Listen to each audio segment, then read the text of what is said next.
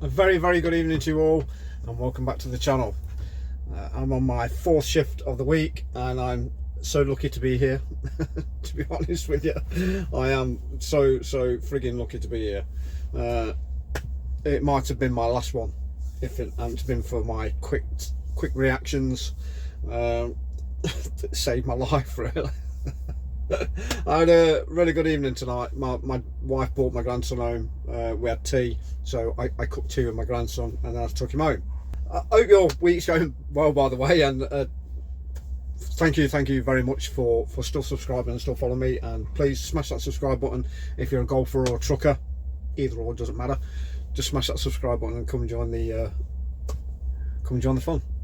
Right, so yeah, we had tea and I took my grandson home. So I went down towards Villa, because I've got to get up to Tamworth, so I went down towards Villa Park.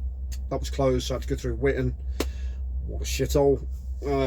It was just a nightmare. And then got down the Aston Expressway onto the M6.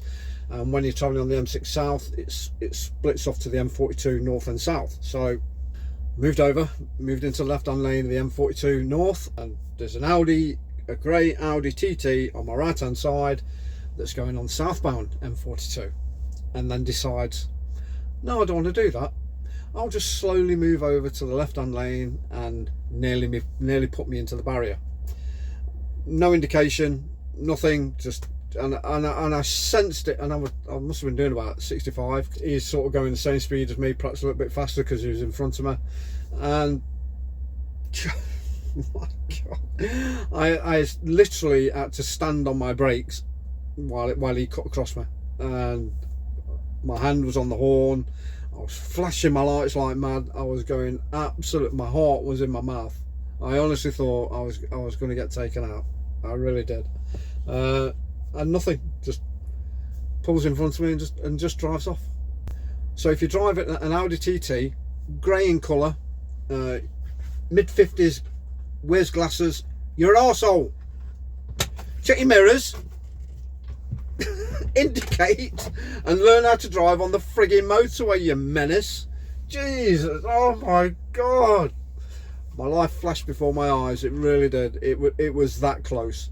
Now, and I sent a video out a while back to see if you were safer in, this is primarily for LGV and HGV drivers, if you feel safer in your truck than what you do in your car. I feel safer in my truck, to be honest, than what I do on the motorways in a car. It is insane. I should have had my dash cam on. I've been meaning to put it on my car, and I just haven't. I just keep forgetting to put it on. But I should have put it on. It was, oh God, it was horrendous. When you've been driving for a very long time, I mean 30-40 years, you sort of get a sense. There's a sixth sense when you're driving, and you know automatically when somebody's going to do a dumbass move. You sort of know. And luckily, I just knew that something was not right, because I'm awesome. Oh my God, it was terrible. It was frightening. So yeah, that was my evening, getting into work. So here I am. I've got one more to go. I'm playing golf tomorrow. No, not tomorrow. The next. I've got one more shift to go, and then I'm playing golf on Friday with Woody. Probably playing at Simfin. Don't know yet. We'll wait and see. Right. So there's a lot going off in the world at the moment. There really is, and. It made me laugh when I opened up my computer and saw that Donald Trump is going to start tariffing the UK by 25%. And all I could see in the writing was, and he went over and gave and gave his invitation to a state visit. Fucking so what? Oh my God, he's a businessman. He's a businessman at the end of the day. No doubt Keir Starmer's crying in his soup. Because Donald Trump is going to slap tariffs on the UK, and he even says, you know, I don't think we're going to get hit by tariffs. He does not forget. Donald Trump does not forget things, and you slagged him off.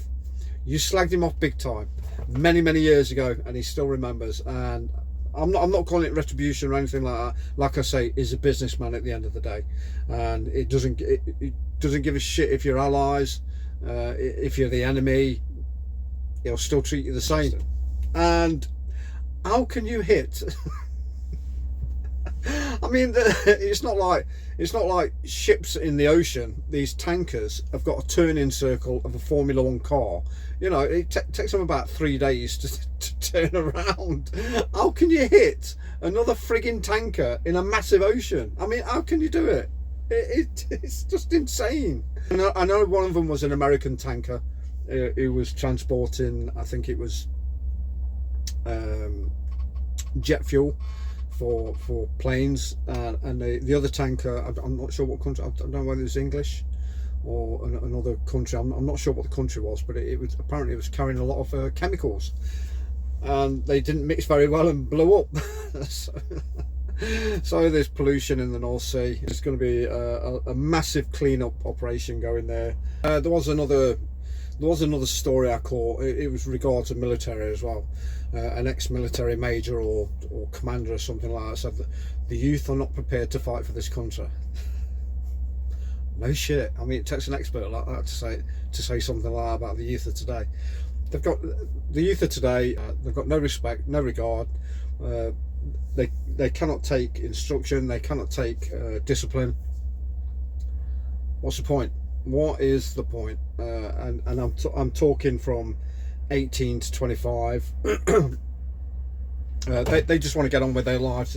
They're either after get rich quick scheme, drugs mainly to do with a lot of it.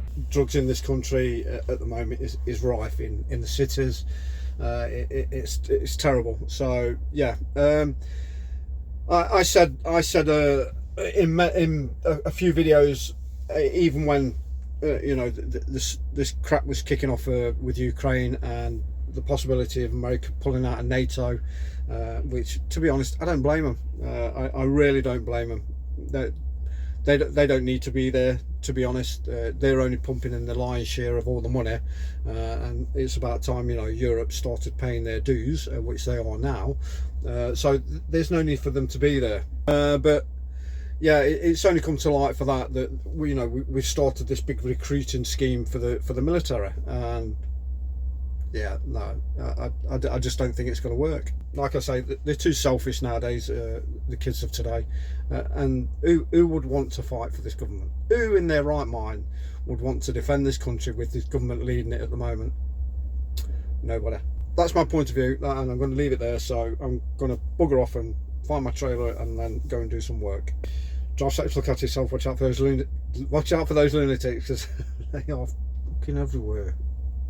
Especially Audi TT drivers. Like, subscribe, drop me a comment please on anything that I've commented on, and I'll see you for my 5th and final shift tomorrow. Cheers guys.